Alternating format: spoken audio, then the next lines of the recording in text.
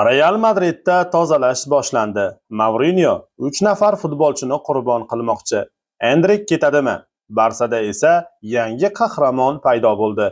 Assalomu alaykum aziz futbol muxlislari. Bugun sizlar bilan transfer bozorini larzaga solayotgan va futbol olamida katta muhokamalarga sabab bo'layotgan yangiliklarni birgalikda tahlil qilamiz. Real Madridda Jose Mourinho davri rasman boshlanmasdan turib, katta o'zgarishlar yuz bermoqda.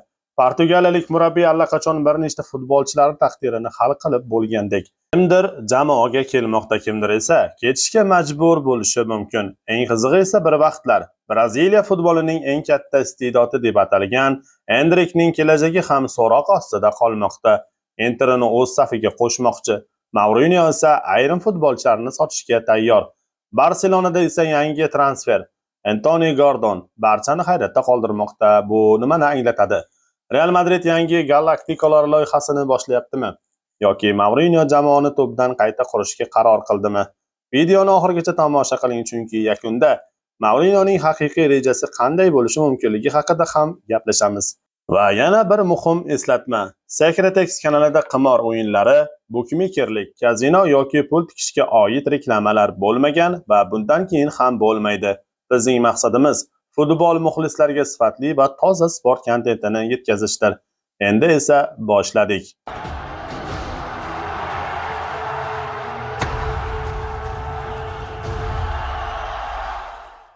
Endrik Real Madridni tark etadimi? Bir necha yil oldin Endrik nomi paydo bo'lganida ko'pchilik uni Braziliyaning navbatdagi super yulduzi deb atagandi. U haqida Pele bilan solishtirishlar qilindi. Ronaldo Nazario bilan taqqoslashdi.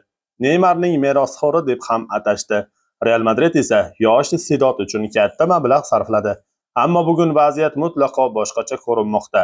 Xabarlarga ko'ra, Italiya chempioni Inter Endrikni qo'lga kiritishni istamoqda. Bu oddiy qiziqish emas. Inter uni majburiy sotib olish sharti bilan ijaraga olishni rejalashtirmoqda. Bu esa milanliklar futbolchiga jiddiy ishonayotganini ko'rsatadi. Cristian Kivu ham, klub prezidenti Marotta ham Endrikni jamoada ko'rishni xohlayapti. Savol tug'iladi, nega? Sababi juda oddiy.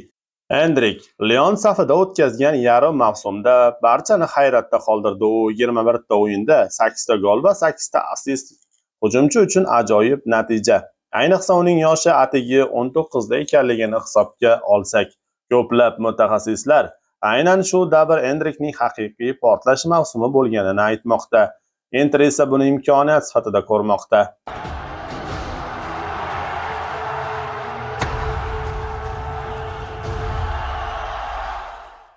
Mourinho tozalashni boshladimi? Real Madridga qaytgan Jose Mourinho hech qachon yumshoq murabbiy bo'lmagan. U qaror qabul qilgan bo'lsa, ortga qaytmaydi. Aynan shuning uchun ham uni futbol tarixidagi eng muvaffaqiyatli murabbiylardan biri deb hisoblashadi. Endi esa Mourinho o'zining ilk katta qarorlarini qabul qilayotganga o'xshaydi. Insiderlarning ma'lumotlariga ko'ra, Alvaro Carreras va Raul Asensio portugaliyalik mutaxassis rejalariga kirmaydi. Bu esa shuni anglatadiki, Real Madrid yangi transferlar uchun joy bo'shatmoqchi. Mourinho har doim o'ziga kerak bo'lgan futbolchilar bilan ishlashni afzal ko'rgan. Unga mos kelmaydigan futbolchilar esa ko'pincha jamoani tark etgan. Chelsea'da ham shunday bo'lgan, Interda ham, Manchester Unitedda ham. Endi navbat Real Madridga kelganga o'xshaydi.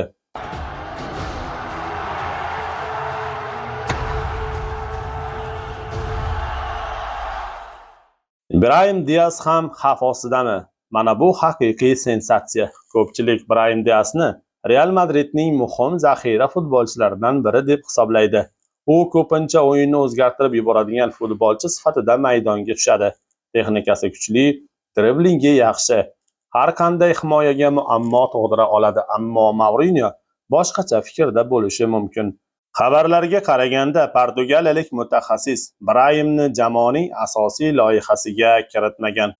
Hatto agar uning transferidan tushgan mablag' boshqa yulduzlarni olib kelishga yordam bersa, futbolchining ketishiga qarshi emasligini aytilmoqda. Bu esa katta savolni yuzaga keltiradi. Mourinho o'rniga kimni olib kelmoqchi?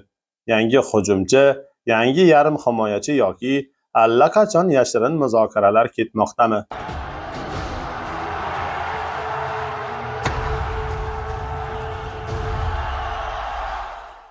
Barselonada yangi qahramon paydo bo'ldimi?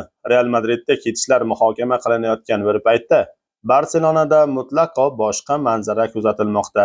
Klubning yangi transferi Antoni Gordon barchani hayratda qoldirmoqda. Faqat murabbiylarni emas, faqat rahbarlarni emas, hatto tibbiy shtabni ham. Ma'lumotlarga ko'ra, futbolchining jismoniy holati deyarli ideal darajada, jarohatlarga moyilligi juda ham past. Bu esa zamonaviy futbolda oltindan ham qimmat fazilat hisoblanadi. 80 million yevrolik transfer uchun Barselona katta tavakkal qilgan edi, ammo hozircha bu qaror to'g'ri chiqqandek ko'rinmoqda. Agar Gordon o'zining eng yaxshi formasini namoyish etsa, u Yamal va boshqa yulduzlar bilan birgalikda Barselonaning yangi hujum quroliga aylanishi mumkin. Futbol olamida juda qiziq davr boshlandi. Endrik Interga o'tishi mumkin. Mourinho Real Madridni qayta qurmoqda. Brahim Diaz va boshqa futbolchilar kelajagi mavhum bo'lib qolmoqda. Barselona esa yangi transferidan katta umid qilmoqda. Transfer bozorida hali endi qizimoqda va eng katta sensatsiyalar hali oldinda bo'lishi mumkin. Endi esa navbat sizga. Sizningcha Endrik Interga o'tishi kerakmi?